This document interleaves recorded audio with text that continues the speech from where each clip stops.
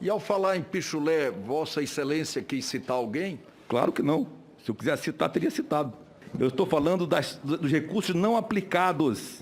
É que fala pichulé, ele lembra do Lula, ele deve estar preocupado com isso. Não é nada disso. Aquilo ali é uma despedida. Eu exijo respeito, viu? Exijo respeito. Pichuleco, é famoso Exijo do Lula. respeito. E baixa esse dedo, Rodolfo. Baixa esse, quer você para dar uma coisa? Senador, Baixa a orelha para falar comigo. senador Flávio. Por quê? Quem é você? É mais do que eu e Por quê? Você é mais do que eu e quê? Por que você está apontando o dedo para mim? Você vai ter que tomar providência. Por que você está tirando dessa onda? Preste atenção aqui no meu depoimento. Você quer Preste que eu atenção aí, fale de pô. outras coisas? Não vou. Eu posso falar do que você quiser também, você quer? Respeito. Senador Flávio, por favor. Senador Você Humberto. olha no espelho, rapaz. Senador Respeite Flávio, o presidente Lula. Senador Flávio, senador Humberto. Preso porque estava roubando dinheiro da construção do muro para separar o México do Brasil. Da construção do muro para separar o México do Brasil. Não, você é burro, cara, que loucura. Como você é burro.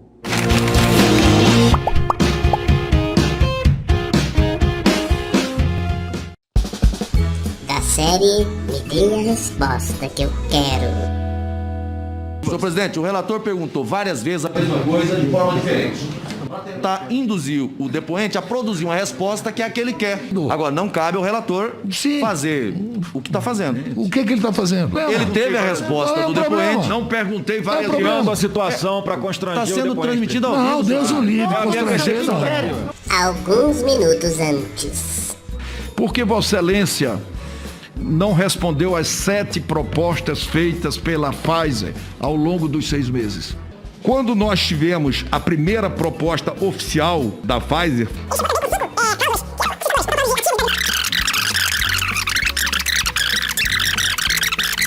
a pergunta que eu fiz objetivamente foi o seguinte: por que Vossa Excelência não respondeu às 7 propostas feitas pela Pfizer? Como assim não houve respostas? Nós tivemos 20 respostas para a Pfizer. Não houve nenhuma resposta nem acionamento de órgão de controle. Nós temos todas as históricos de Por que, conversas. ministro, não respondeu eu tô as respondendo ao mensagens senhor. da carta? Não. Presidente, o depoente quer falar. Estou respondendo que nós respondemos inúmeras vezes. De agosto a setembro. De agosto a setembro. O presidente da Pfizer nos comunicou que em nenhum momento recebeu nenhuma resposta, nem a favor nem contra. A resposta sempre foi: sim, queremos comprar. Então a pergunta, só para passar para a pergunta seguinte, por que Vossa Excelência não respondeu às 7 propostas feitas pela Pfizer? Foram respondidas em negociação intensa e direta. Então a Pfizer está mentindo. Eu só Vossa respondo por Excelência mim. respondeu, é isso? Eu só respondo por mim. Por que Vossa Excelência não tomou o comando e o protagonismo dessa negociação com a Pfizer? Quem negocia com a empresa é o nível administrativo, não o ministro. Se o ministro jamais deve receber uma empresa, isso deveria saber disso. Então, objetivamente, ministro, quem decidiu por não responder às propostas da Pfizer? O senhor está dizendo que eu não respondi. Ele fez uma pergunta. Não, mas responda só a pergunta dele, por favor. Quem decidiu por não responder às propostas? Vou responder novamente. As respostas foram respondidas. O senhor me desculpe, eu acho que o senhor está conduzindo a conversa. O presidente da República participou dessa decisão de não responder à Pfizer? Não houve decisão de não responder à Pfizer. De ordem as perguntas repetitivas. Só um minuto. O depoente está toda hora repetindo. Eu não fiz nenhuma pergunta repetida. Não fiz nenhuma pergunta repetida. Boa tarde, senador. Senador, como que o ex-ministro Pazuello falou, hoje, os outros ex-ministros, o que já é possível concluir? Já é possível concluir alguma coisa? Ok. Bom, a fala, o depoimento do ex-ministro Pazuello começou desmontando a primeira narrativa da oposição, que vendeu a semana toda que o ex-ministro viria à CPI e ficaria em silêncio. A primeira farsa caiu. Depois fizeram uma sequência de perguntas e o ministro respondeu a todas. Não esquivou de nenhum questionamento. Portanto, na minha avaliação, as respostas do ministro com relação à gestão no Ministério da Saúde, ela espanca as acusações, traz luz aos fatos e de sorte que acho que sepulta as acusações infundadas feitas até aqui com relação ao enfrentamento à pandemia. Quais os rumos dos depoimentos do alto escalão do Executivo apontam para a CPI? Quais os... Assim, se vocês observaram bem os depoimentos, todos eles têm um traço comum. Quando questionado objetivamente se houve interferência indevida do presidente da República na gestão do Ministério da Saúde, nenhum deles afirmou que houve essa interferência. Mesmo aqueles que saíram antes e que hoje se mostram contra o governo. Agora, desconhecer que o gestor do país, que o presidente do país tenha legitimidade de ser o presidente, é desconhecer o modelo brasileiro. Alguém hoje se questionou ali, porque numa fala o ministro disse, manda quem pode, obedece quem tem juízo. É claro que essa fala foi feita dentro de um contexto e que ele já explicou ali. Mas a narrativa da oposição, e que às vezes a gente vê repercutir na mídia também, é uma narrativa de alguém que parece desconhecer o funcionamento da política, o funcionamento da República, num sistema de tripartição de poderes. Parece que querem esvaziar o poder do presidente da República. É claro que o mandatário da nação é o presidente da República. O incomum seria dizer que os ministros é que mandam e o presidente que obedece. Me parece que a oposição e que parte da imprensa comprou essa narrativa querem isso. Que o ministro chegue e diga, não, aqui quem manda é o ministro, o presidente não apita, não... A diretriz do governo é a diretriz daquele que foi eleito, que passou pela urna. A legitimidade está com quem teve voto. Agora, muito diferente disso é você ter uma interferência indevida no âmbito do Ministério da Saúde. Não tentam imputar isso ao presidente o tempo todo. Por quê?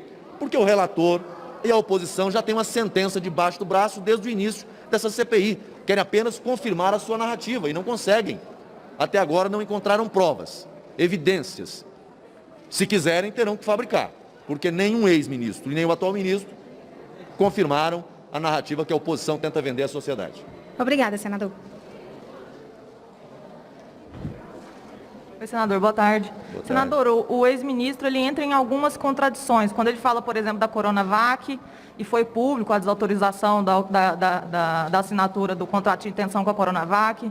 Quando ele fala também sobre o aplicativo, dizendo que é protótipo, sendo que também foi público o lançamento, ele inclusive estava lá em Manaus durante o lançamento. Esse tipo de contradição atrapalha o governo, atrapalha a narrativa do governo? Ele falou algo ali que não sei se vocês observaram, né? Uma coisa é, às vezes, a posição pública, o Twitter, algumas manifestações políticas, né, do presidente da República, o que ele pensa em relação, por exemplo, à questão de medicamentos. Outra coisa é a gestão do Ministério da Saúde. A questão é, olha para os fatos, olha para os acontecimentos. A Coronavac foi contratada e comprada? Foi. Está sendo distribuída aos brasileiros? Está. Qual fato diferente disso a oposição tem para apresentar na CPI?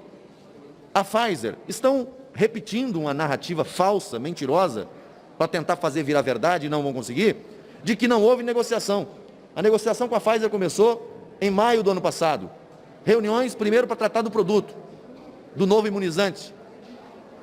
Depois, em relação ao contrato, tratativas para modificar aqui, acolá, mexer. Por quê? Porque a proposta que veio embalada de uma maneira que o Brasil não podia aceitar. É natural que o Ministério da Saúde discuta, é natural que o Ministério da Saúde argumente.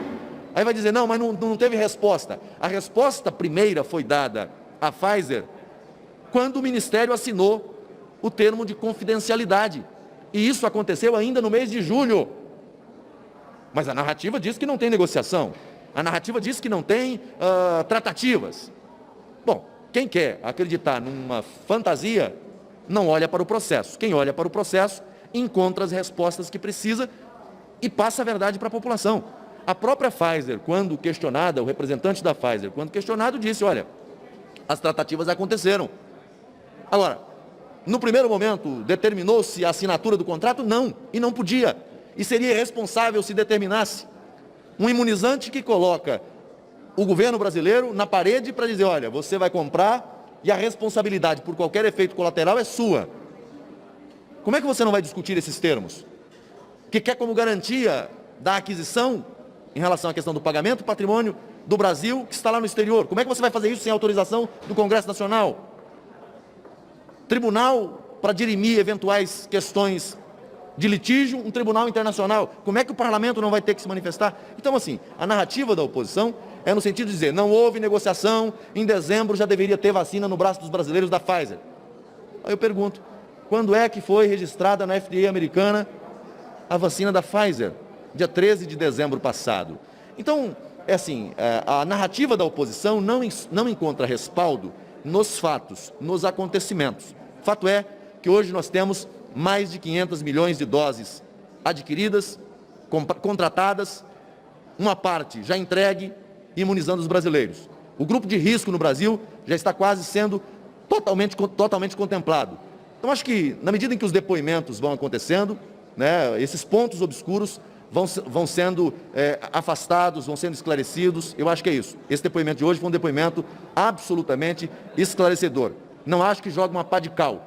Acho que joga uma pá de concreto sobre as acusações da oposição em relação a eventuais crimes por parte do Poder Executivo Federal. Senador, só mais uma pergunta. Outro ponto que o Pazuello falou foi em relação à cloroquina. Ele disse que o presidente nunca deu ordens diretas, mas é uma outra questão que também era pública. Sempre o presidente falava sobre cloroquina. Ontem o Ernesto Araújo também falou que conversou com o presidente sobre cloroquina. Esse tipo de contradição, repito, atrapalha a narrativa do governo? Eu não vejo contradição.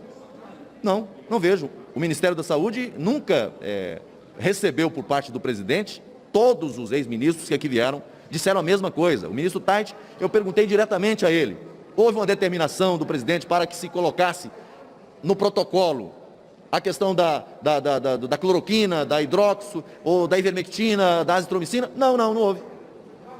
Algum ministro do Palácio determinou, por ordem do presidente, que assim fizesse? Não recebi essa ordem. Então tentam fabricar provas, mas não conseguem. Agora, que o presidente defendia e falou sobre esse assunto, aí é uma questão pública. Agora, o interessante é que na CPI querem colocar a cloroquina como a vilã da pandemia. O problema da pandemia não é a cloroquina. É muito perigoso o que estão falando, porque daqui a pouco as pessoas vão querer jogar a cloroquina fora e vão enfrentar o vírus. Porque estão esquecendo que o problema do Brasil é a Covid-19. E estão tentando vender para a população que o problema é a cloroquina. Só que esquecem de olhar para os fatos, para os comportamentos, para o que aconteceu no Brasil afora. Governadores de norte a sul, de leste a oeste, pedindo e usando a cloroquina. E aí, nós vamos convocar todos os governadores aqui que compraram cloroquina, que adquiriram cloroquina e deu para o seu povo? No momento em que você não tem um medicamento próprio, específico, para oferecer à população, e que médicos acreditam que esse tenha uma boa resposta, nessa guerra a gente luta com as armas que tem. Eu não sou defensor de medicamento A ou B, nunca fiz essa defesa. Agora, eu sou um defensor da liberdade, da autonomia do médico em receitar medicamentos para o paciente.